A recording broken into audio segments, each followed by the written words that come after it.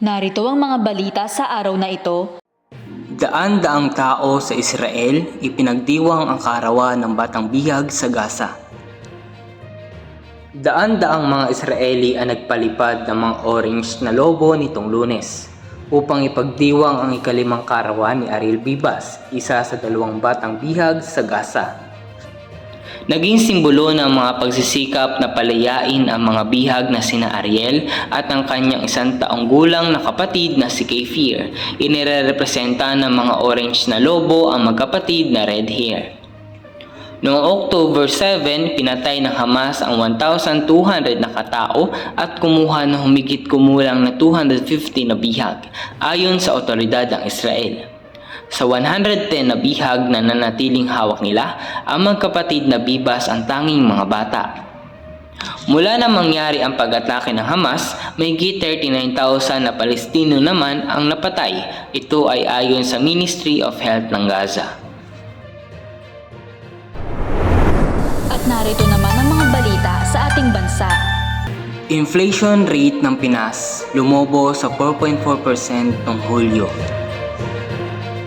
Lumobo ang antas ng inflation noong Hulyo matapos ang pagbaba nito noong Hunyo dahil sa mas mabilis na pagtaas ng mga gastos sa utilities, pagkain at transportasyon sa nasabing panahon.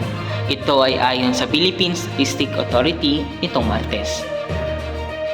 Sinabi sa isang press conference ni National Statistician at PSA Chief Claire Dennis Mapa na ang inflation na sumusukat sa bilis ng pagtaas ng mga presyo ng mga bilihin at serbisyo ay tumaas sa 4.4% noong nakarang buwan. Mas mabilis ito kumpara sa 3.7% na antas noong Hunyo.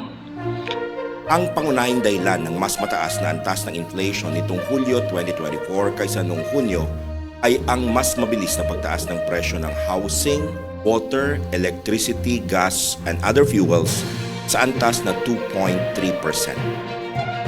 Ang pangunahing nagambag sa pagtaas ng inflation ng housing, water, electricity, gas, and other fuels ay ang mas mabagal na pagbaba ng presyo ng kuryente na may negative 5.4% inflation.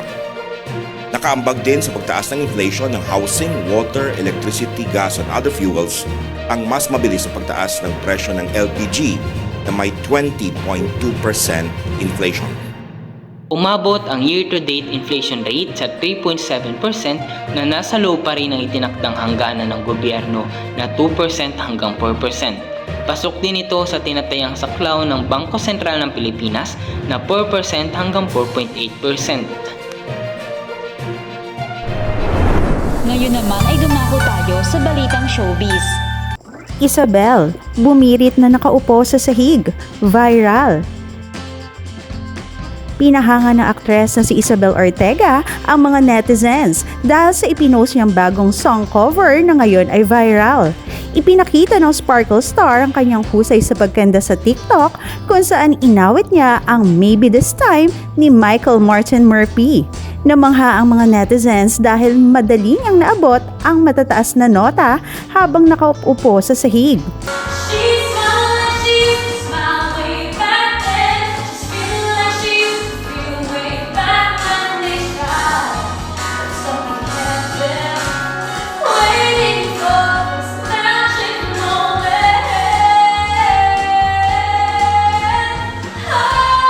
Sa kasalukuyan, ang video ay may 9.9 million views, 1.6 million likes at 8,000 comments na pumupuri sa husay sa pagkanta ni Isabel.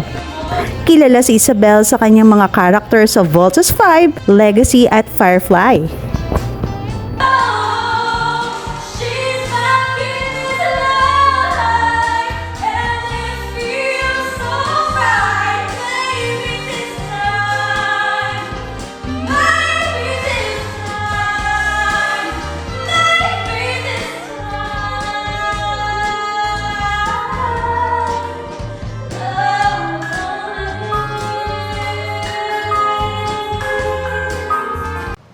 Ako si Jenny Rose Albason, nag-uulat.